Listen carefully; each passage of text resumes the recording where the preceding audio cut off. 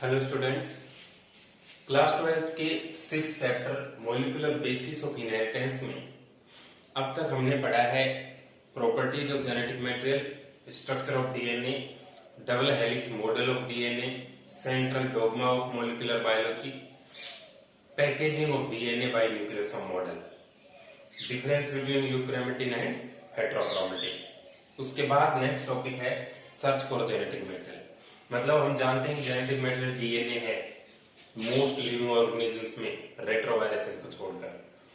तो ये कैसे केमिकली प्रूव हुआ कि डीएनए ही जेनेटिक मटेरियल है और डीएनए ही वो केमिकल सब्सटेंस है जो एक जनरेशन से दूसरी जनरेशन में ट्रांसफर होता है, या फिर इस तरह से कह सकते हैं कि एक माइक्रो ऑर्गेनिज्म से दूसरे माइक्रो ऑर्गेनिज्म में ट्रांसफर होता है, जिससे उन माइक्रो ऑर्गेनिज्म में कैरेक्टर्स चेंज होते हैं। ठीक है, तो टॉपिक है search for genetic material.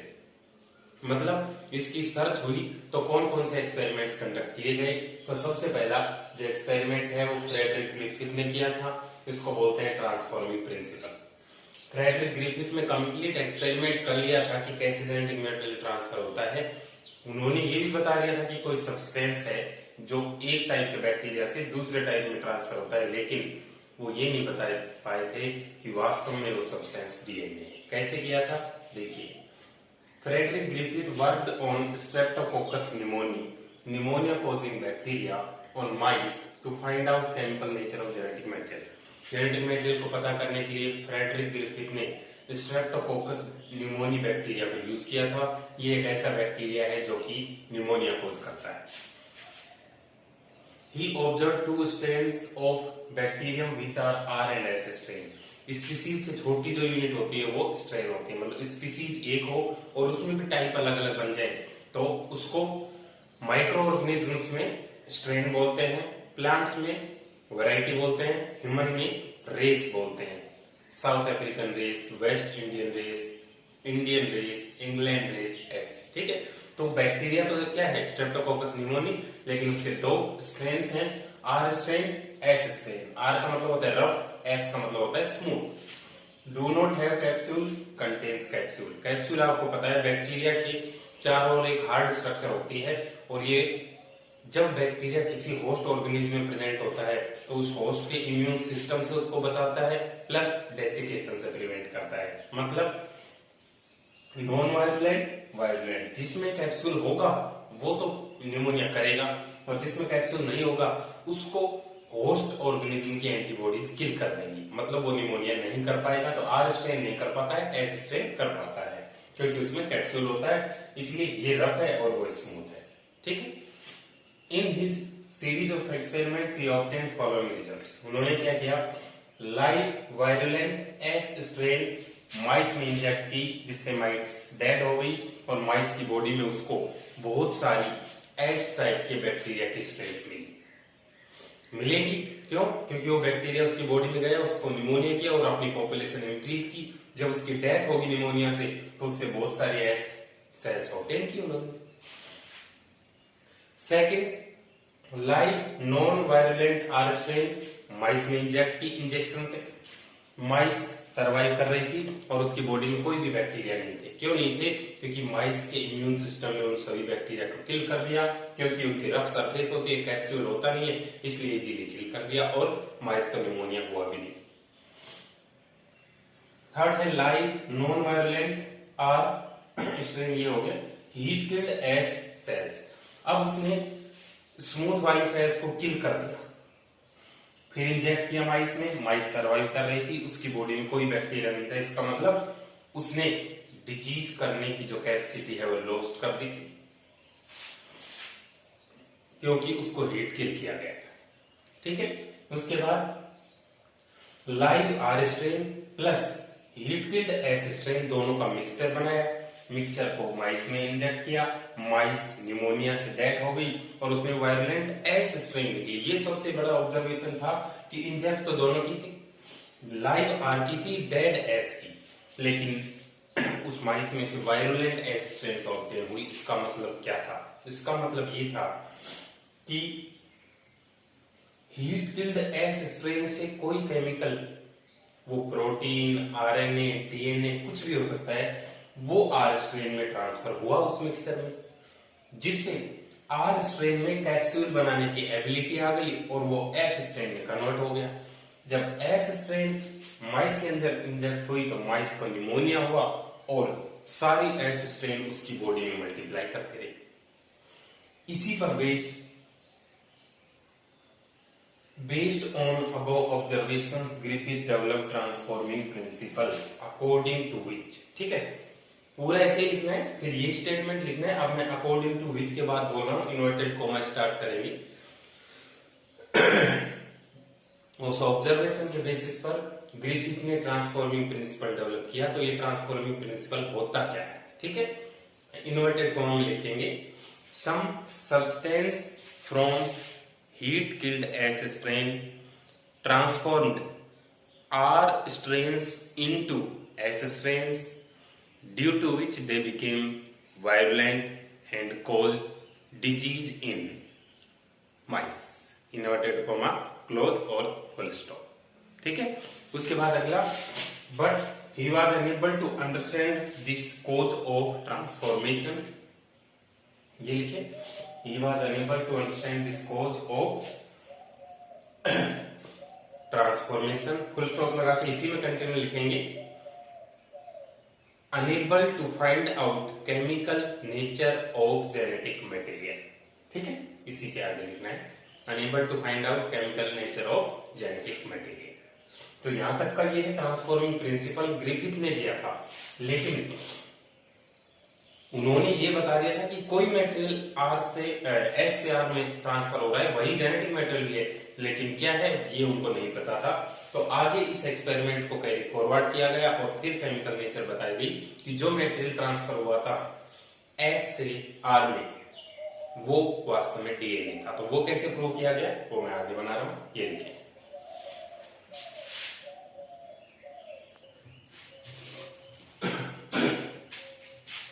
Transforming principle में फ्रेडरिक ग्रिफिथ ने ट्रांसफॉर्मिंग प्रिंसिपल में ये बता दिया था कि कोई मटेरियल है, वो डीएनए भी हो सकता है, प्रोटीन भी हो सकता है, आरएनए भी हो सकता है, जो कि हीट किल्ड एस स्ट्रेन से आर स्ट्रेन में जाकर उसको एस स्ट्रेन में कन्वर्ट कर देता है, फिर वो डिजीज कोज करने लगती है। लेकिन वो क्या है एग्जैक्टली वो उनको नहीं पता था, इसलिए इस एक्सपेरिमेंट को आगे फॉरवर्ड किया। Avery MacLeod McCarty reported Griffith's experiment on in an in vitro system, मतलब लेबोरेटरी में, to determine the chemical nature of transforming principle. तो ट्रांसफॉर्मिंग प्रिंसिपल जो उन्होंने दिया तो उसमें chemical nature of genetic material क्या है ये फाइंड आउट करने की कोशिश की एवरी मैक्लियोड और मैककार्टी ने। They reported the DNA from heat killed S type bacteria caused the transformation of non virulent R type bacteria into virulent S type. उन्होंने रिपोर्ट किया कि आर को एस में कन्वर्ट करने वाला जेनेटिक मटेरियल डीएनए था। They got this conclusion based on effects of RNases, DNases and proteases on transformation। कैसे किया देखो, जो मिक्सचर ग्रिफिथ ने लिया था वो 3 टेस्ट ट्यूब में अलग अलग लिया। क्या मिक्सचर लिया था ग्रिफिथ ने? Heat killed S strain plus live R strain, 3 test tube में ले लिया। एक में प्रोटीएज डाला। प्रोटीएज एक ऐसा एंजाइम है जो इसमें प्रेजेंट सारी प्रोटीन्स को तोड़ देगा, ठीक है। और फिर इंजेक्ट किया माइस में, तो माइस डाई हो रही थी, इसका मतलब अब भी उसमें डिजीज हो रही थी, इसका मतलब अब भी आर स्ट्रेन एस स्ट्रेन में कन्वर्ट हो रहे थे, इसका मतलब अब भी जेनेटिक मटेरियल ट्रांसफर हो रहा था। इसका मतलब प्रोटीन तो नहीं था जेनेटिक मटेरियल, क्योंकि प्रोटीन तो सारे टूट चुके थे। दूसरी टेस्ट ट्यूब उसी मिक्सचर के साथ आरएनएज एंजाइम यूज किया, इंजेक्ट किया माइस में, माइस की डेथ हो गई, इसका मतलब अब भी ट्रांसफॉर्मेशन हो रहा है, जेनेटिक मटेरियल ट्रांसफर हो रहा है, इसका मतलब आरएनए भी जेनेटिक मटेरियल नहीं है क्योंकि वो तो टूट चुका है। फिर डीएनए डाला थर्ड में, इंजेक्टेड इनटू माइस और माइस सर्वाइव कर रही थी, इसका मतलब जो आर को एस में कन्वर्ट कर रहा था वो वास्तव में डीएनए था, और यहाँ डीएनए टूट गया इसलिए ट्रांसफॉर्मेशन नहीं हुआ और माइस सर्वाइव कर रही है, ठीक है। तो ये बनाकर लास्ट में लिख दो, based on above observation they concluded that DNA is genetic material. ये प्रूव हो गया कि डीएनए ही जेनेटिक मटेरियल होता है लिविंग ऑर्गेनिज्म, ठीक है। तो पहला तो ट्रांसफॉर्मिंग प्रिंसिपल के बेसिस पे। अब दूसरा एक्सपेरिमेंट, ये तो इन्होंने प्रूव कर दिया कि बैक्टीरिया में जेनेटिक मटेरियल डीएनए। अगले एक्सपेरिमेंट में हम प्रूव करेंगे कि वायरसेज यानी कि बैक्टीरियोफेज, ऐसे वायरस जो बैक्टीरिया में इन्फेक्शन करते हैं, बैक्टीरिया को डिजीज करते हैं, उनमें जेनेटिक मटेरियल क्या होता है, उनमें जेनेटिक मटेरियल डीएनए होता है। ये प्रूव करेंगे हम अगले एक्सपेरिमेंट में। ये लिखिए,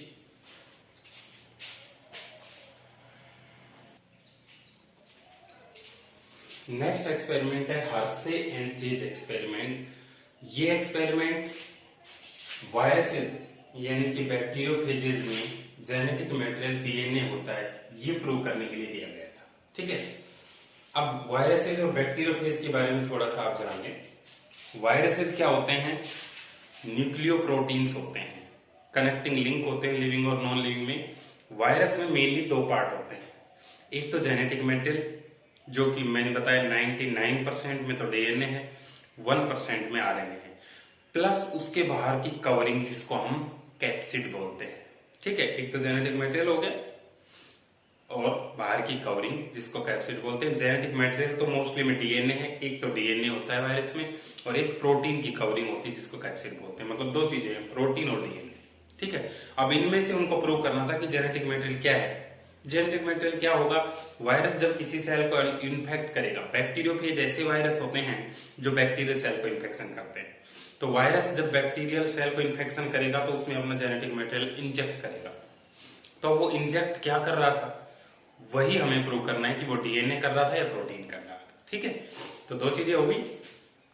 डीएनए के स्ट्रक्चर में हमने ये पढ़ा है कि उसमें फॉस्फेट ग्रुप होता है यानी कि फॉस्फोरस होता है, और प्रोटीन में हमने पढ़ा है कि सल्फर कंटेनिंग कुछ एमिनो एसिड्स होते हैं, यानी कि कैप्सिड में तो सल्फर प्रेजेंट होगा, फॉस्फोरस नहीं, और डीएनए में फॉस्फोरस प्रेजेंट होगा, सल्फर नहीं। ठीक है, तो हमने क्या किया, बैक्टीरियोफेज कुछ लेकर दो अलग अलग पेट्री प्लेट्स में ग्रो किया। वो बैक्टीरियोफेजेस मल्टीप्लाई करेंगे। इस पेट्री प्लेट में तो P32 फॉस्फोरस का रेडियो एक्टिव आइसोटोप है, और इसमें S35 सल्फर का रेडियो एक्टिव आइसोटोप है। जब वो बैक्टीरियोफेज इसमें ग्रो करेगा, बहुत सारी पॉपुलेशन इंक्रीज करेगा, तो इस वाले बैक्टीरियोफेज के डीएनए में P32 आ जाएगा, और इस वाले बैक्टीरियोफेज की प्रोटीन कैप्सिड में S35 रेडियोएक्टिव मटेरियल आ जाएगा। अब हमारे पास दो तरह के बैक्टीरियोफेजेस तैयार हो गए। P32 डीएनए रेडियोएक्टिव है इसमें, S35 सल्फर रेडियोएक्टिव है इसमें, यानी कि प्रोटीन का जो कवरिंग है वो रेडियोएक्टिव है इसमें। ठीक है, समझ गए आप। तो दो पॉइंट आप ऊपर लिख दीजिए। एक पॉइंट तो पेज के टॉप पर लिखें, एक point viruses are nucleoproteins, bracket में लिख दो DNA plus protein covering capsid, DNA plus protein covering capsid, bracket close full stop. दूसरा लिख दें viruses which infect bacteria are called bacteriophages, are called bacteriophages, and during infection they inject genetic material into bacteria, they inject genetic material into bacteria। ये दो चीजें आपको page के top पर लिखनी थी। ठीक है, अब हेडिंग डालिए हर्शे एंड चेज एक्सपेरिमेंट। दो तरह के तैयार हो गए, याद रखेंगे, P32 डीएनए वाला, S35 प्रोटीन कैप्सिड वाला। दे कंडक्टेड एक्सपेरिमेंट्स ऑन बैक्टीरियोफेजेस, मैंने बता दिया वायरस जो बैक्टीरिया में इंफेक्शन करते हैं उनको बैक्टीरियोफेजेस बोलते हैं। To prove that DNA is genetic material, जो कि एक फाइनल कंक्लूजन था। नीट में एक बार क्वेश्चन आया था कि कौन से एक्सपेरिमेंट से डीएनए एज जेनेटिक मटेरियल का फाइनल कंक्लूजन मिला, तो उसमें आएगा Hershey and chase experiment in by infecting E coli in following steps. वहां पर माइस में इन्फेक्ट किया था स्ट्रेप्टोकोकस न्यूमोनिया को, यहाँ पर ई कोलाई में इन्फेक्शन करेंगे बैक्टीरियोफेज।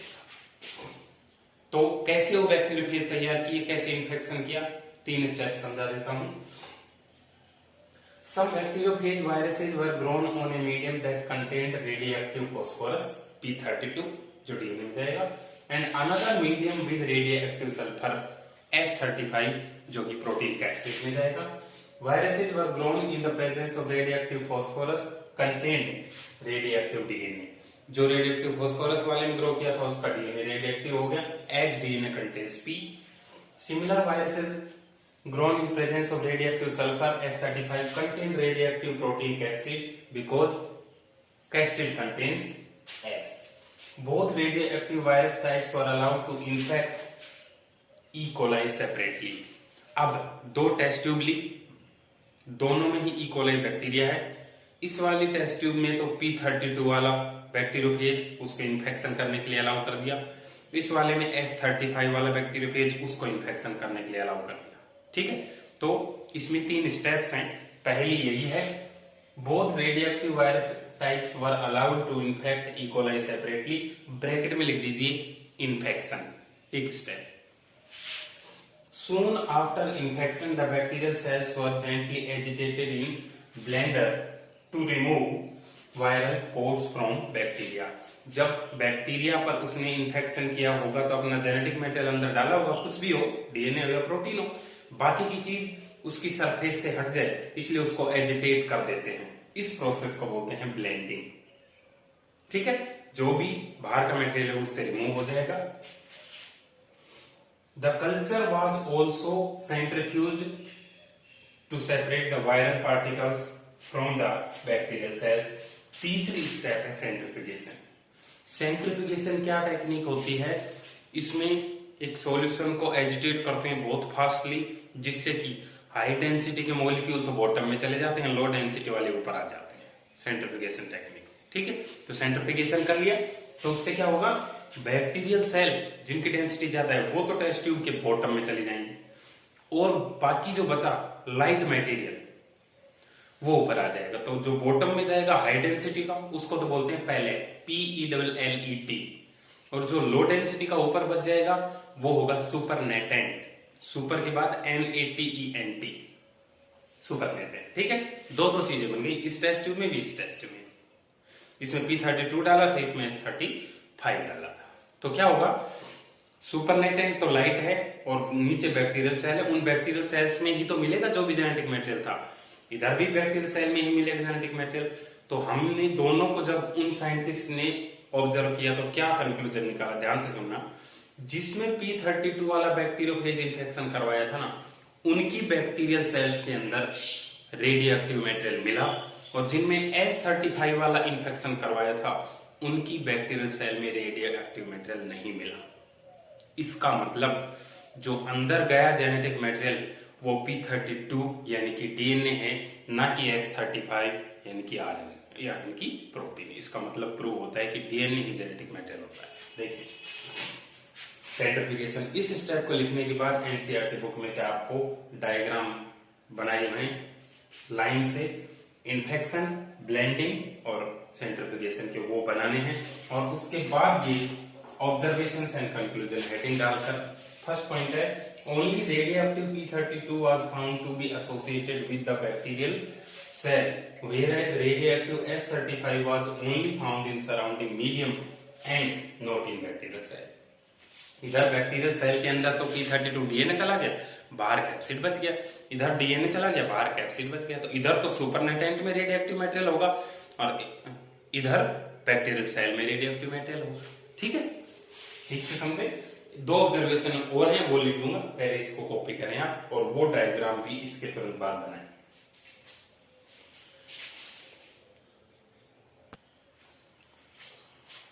सेकेंड पॉइंट है, this indicates that only DNA and not protein coat enter the bacterial cell. क्योंकि बैक्टीरियल सेल के अंदर हमें P32 ही मिला है, S35 तो मिला नहीं, इसका मतलब डीएनए ही बैक्टीरियल सेल में एंटर हुआ है, प्रोटीन नहीं। This proves that DNA is the genetic material which is passed from virus to bacteria and not protein. इसका मतलब ये है कि डीएनए ही जेनेटिक मटेरियल होता है। जब बैक्टीरिया के अंदर वायरस इन्फेक्शन करता है तो अपना जेनेटिक मटेरियल डीएनए ही डालता है। ठीक है, समझ में आया? एक बार और देख लीजिए, अच्छे से समझ में आ जाएगा। आगे है आरएनए। अब तक डीएनए के बारे में पढ़ा हमने, अब आरएनए पढ़ेंगे। डीएनए और आरएनए में कुछ कंपैरिजन तो मैंने बताए भी थे। RNA was first genetic material in living organisms as it behaved as a catalyst as well as genetic material. Evolution के टाइम में जब फर्स्ट लाइफ फॉर्म बनी थी वाटर में, तो पहला जेनेटिक मटेरियल आरएनए ही बना। और आरएनए में दो मेन प्रॉपर्टीज हैं, एक तो जेनेटिक मटेरियल की तरह काम भी करता है प्लस ये एंजाइम की तरह भी काम करता है, यानी कि कैटलिस्ट की तरह भी काम करता है, लेकिन डीएनए नहीं कर सकता, वो सिर्फ जेनेटिक मेटेरियल ही है। RNA can synthesise DNA and it is estimated that DNA has evolved from RNA with chemical modification. दूसरा बेनिफिशियल पॉइंट आरएनए के साथ क्या है कि आरएनए से डीएनए भी बन सकता है, और साइंटिस्ट ये एस्टिमेट करते हैं कि इवोल्यूशन में पहली लाइफ फॉर्म बनी थी उनमें तो आरएनए जेनेटिक मेटेरियल था, धीरे धीरे इवॉल्व होती गई ऑर्गेनिज्म और आरएनए इवोल्यूशन से डीएनए बना था, ना कि डीएनए से RNA. The backbone of RNA is made up of pentose ribose sugar and phosphate. वहां पर pentose deoxyribose sugar plus phosphate का था बैकबोन, जिसको फॉस्फोडाइस्टर बॉन्ड बनते हैं यहाँ पर राइबोज शुगर, क्योंकि यहाँ पर सेकंड कार्बन पर ऑक्सीजन होती है, वहां नहीं होती।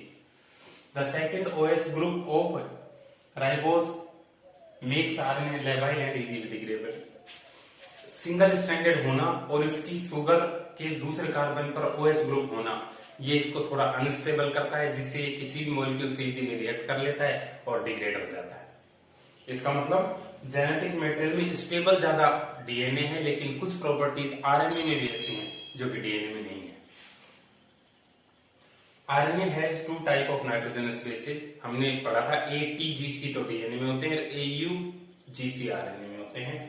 प्यूरिन तो आरएनए में होंगे एडेनिन और ग्वानिन, पायरिमिडीन होंगे साइटोसिन एंड यूरेसिल। ठीक है, तो टी की जगह ए आ जाएगा बस, बाकी तो सेम है। Ribose sugar plus nitrogenous base क्या बनता था, न्यूक्लियोसाइड, तो राइबोन्यूक्लियोसाइड बन गया, और न्यूक्लियोसाइड के साथ फॉस्फेट ग्रुप जुड़ जाएगा तो न्यूक्लियोटाइड, राइबोन्यूक्लियोटाइड। ठीक है, एक एग्जांपल लिख देता हूं। डीएनए को तो इस तरह से लिखेंगे 5' ATGC, और जो भी बहुत है ये तो डीएनए है, और आरएनए को इस तरह से लिख सकते हैं 5' AUGC। यही 4 टाइप के रिपीट होंगे, T नहीं आएगा कभी भी इसके। ठीक है, तो ये हुआ आरएनए के बारे में। अब हम आरएनए और डीएनए में डिफरेंस और पढ़ लेते हैं। ओके, लिखें इसको।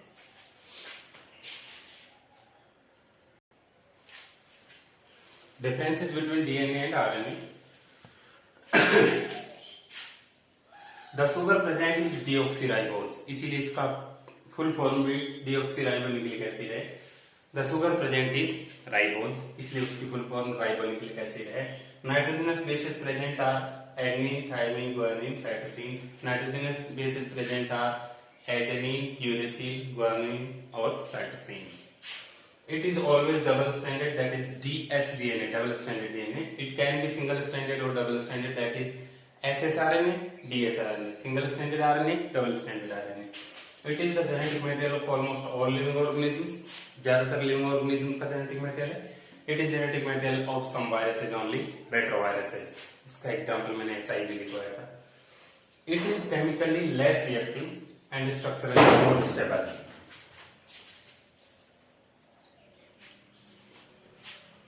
It is chemically less reactive and structurally more stable.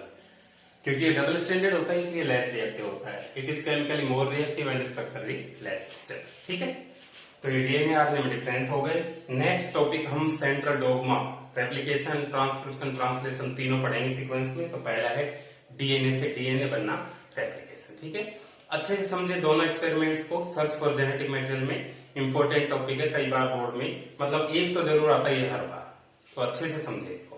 Okay, thank you.